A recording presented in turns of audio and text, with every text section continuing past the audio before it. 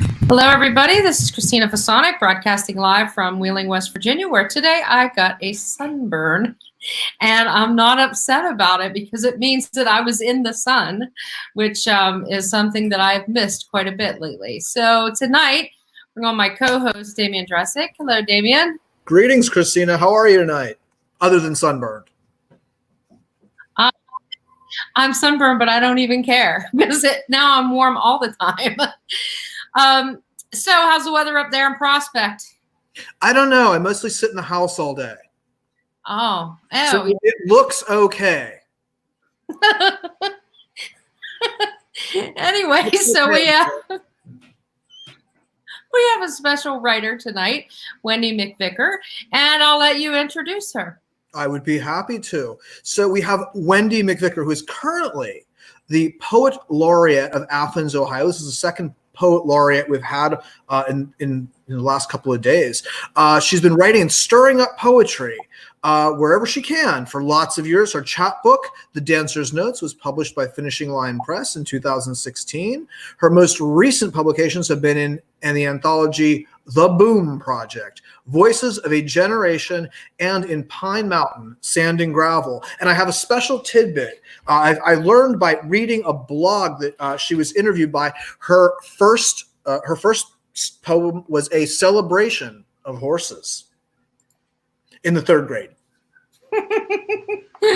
Well, on that note, hello, Wendy. How are you? Well, I'm just great. And little did I know that poem would come back and kick up its heels at this point. Thanks, Damian. Yes, well done. So we have some friends in common. Bonnie Proudfoot is a very good friend of mine, and I believe you know Bonnie. Oh, yes. Oh, yes. And yeah, I was just going to say, she and I met at OU.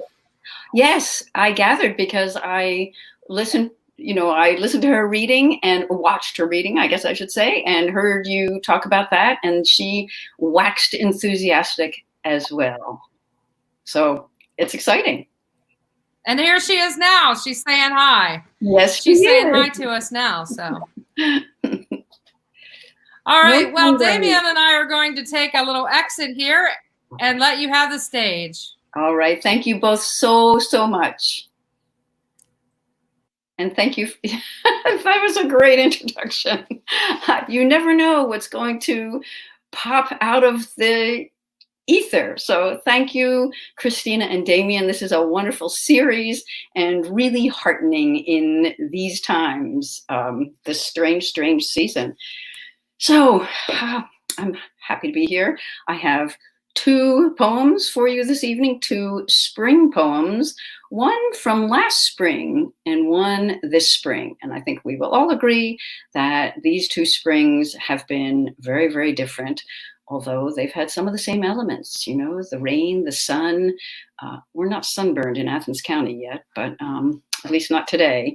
And the lilacs, the daffodils, the irises, all that beauty is happening, but other things are happening too, as we all know. So last spring, I was in Cincinnati at the Kennedy Heights Arts Center doing a residency, and I came home for the long Easter weekend, and my house was overrun with dust bunnies the size of hedgehogs.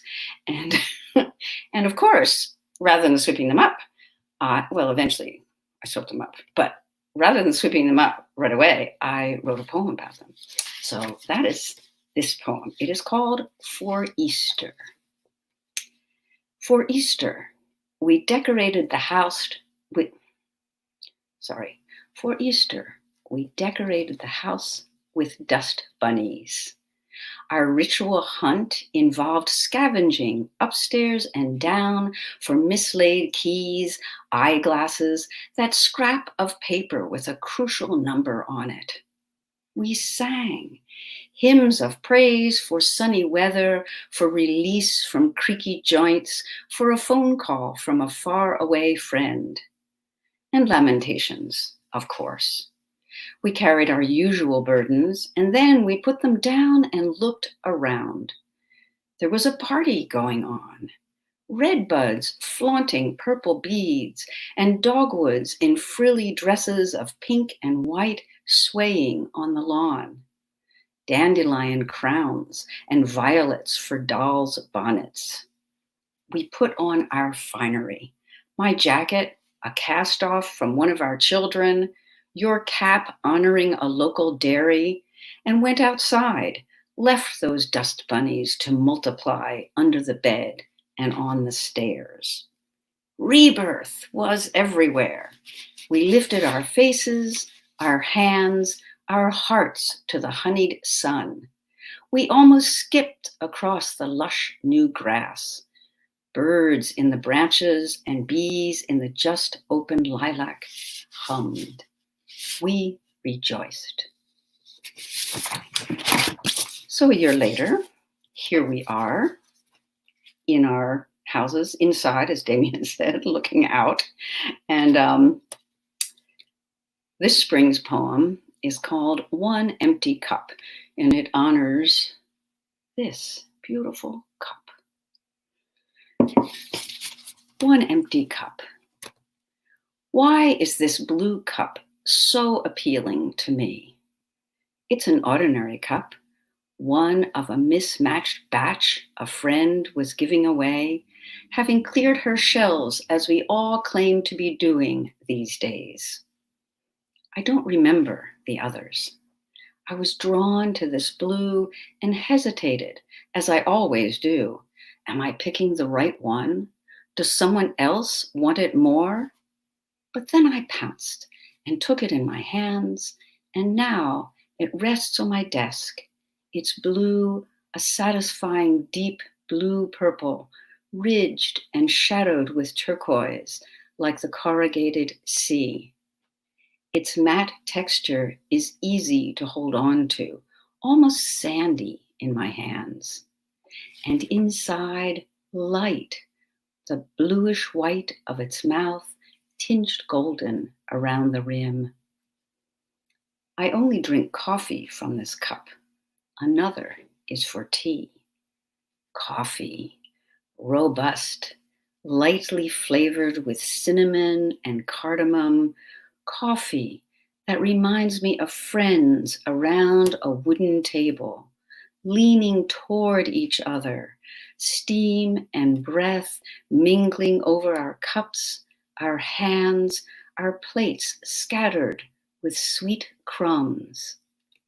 How I miss those friends now, as we sit in our separate rooms and brew our coffee alone and drink it from our favorite cup, wondering at its bitterness, wondering at all the emptiness one cup can hold. Thank you very much. Oh, yes. I mean, I really felt that deeply. I learned that my addiction to coffee is partly because of the caffeine, but it's more about what you just said. It's about sitting there with the cup in my hand, with my friends, and enjoying the togetherness. And I miss that. Yes. So much. Yes. Yes. I too. I hold on to the cup, but it's not the same thing.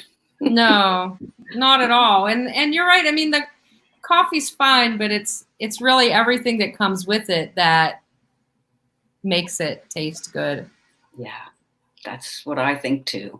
Oh, that was lovely. Thank you. Thank you. And I was struck when I looked back at the poem about the dust bunnies, by the sort of air of frivolity in it. Mm-hmm. I thought, I definitely don't have that feeling this spring. Well, and I think so much taken for granted, like not appreciated, but right. This would just continue. You would have time to go back and clean up those dust bunnies, and things were right. I mean, yeah, those were both very beautiful. Well, thank you. Thank you so much. I really appreciate this opportunity to share them with you. Yeah, it's funny. You managed to get things I really like, coffee, and things that I really hate cleaning the house. So two of the key poles in my life. I think you might be my brother, Damien. Well, hopefully someday soon we'll all be able to sit down and have a wonderful cup of coffee together. That would be I great. certainly hope so. I have dreams in which I'm doing that with friends, and I think I may not be the only one having dreams of being in crowded rooms with people. It's wonderful. Yes, I know, and you always wake up disappointed, though. Yeah. Someday we trust. We hope. Yes. Yes. All right. Well, that's it for us tonight. So on our next reader is going to be Donna Zarilla on May 21st. And I want to let everyone know that we are not going to be doing WCONA Live on Memorial Day. So I'm not sure how you're going to get through your holiday weekend without your dose of WCONA Live. But if there's any readers that you have missed, it's an excellent opportunity to go back and check out some of those readings. And I'm super excited to tell you guys about who we've got coming up. Some of the readers coming up in June. We have a wonderful lineup. We've got Kayla Sargenson from Pittsburgh, James Charlesworth, Jacinda Townsend, and Sherry Flick as Jason Irwin coming up. So we've got a really great lineup so far for June. I cannot be more excited about it. Yes. This has been fabulous. You folks are doing a wonderful job and a great good for our world. Well, we couldn't do it without wonderful writers like you joining us, Wendy. And wonderful audiences like all of you out there in audience land. Absolutely. That's All right. right. Well, we'll see everybody later. See you on Thursday. All right. Sounds Bye. good. Bye. Thank you.